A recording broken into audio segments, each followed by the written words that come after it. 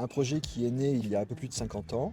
Et c'est vraiment au départ la prise de conscience qu'il y a tout un pan de notre patrimoine qui est en train de disparaître. Ces ensembles de caractères, des bâtis anciens dans des communes, villages ou petites villes, parce que à l'époque le tourisme rural est très naissant, le tourisme urbain également, et on oppose ce passé à une ville moderne qui serait en rupture avec ses héritages. Et on a là un capital qu'il faut absolument préserver parce qu'il sera support à développement. Et aujourd'hui, on est sur un projet qui rassemble 269 communes autour de l'idée que quand on travaille sur le patrimoine, on fait de la revitalisation économique, on fait du développement durable, on fait du développement touristique, on fait du développement des territoires.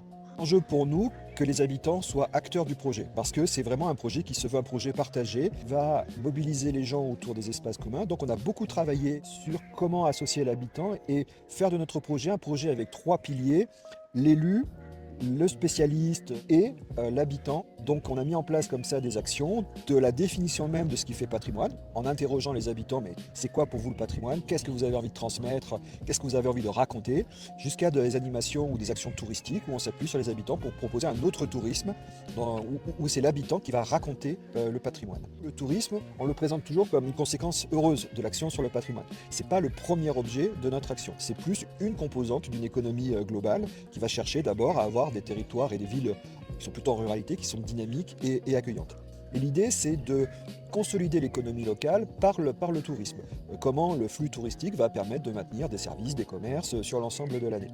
Donc on est sur le développement d'un tourisme qu'on raccroche souvent au slow tourisme, c'est-à-dire prenez le temps de venir découvrir une cité, ses habitants, sa culture, son architecture, son histoire.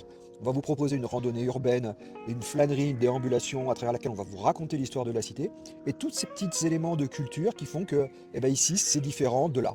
Et qu'ici on parle comme ça, on mange comme ça, on danse comme ça, on construit comme ça, et expliquer comme ça toutes les spécificités. Donc prendre le temps de découvrir, prendre le temps de rencontrer, on encourage énormément les rencontres, et pour avoir une relation un peu apaisée au temps et à l'espace.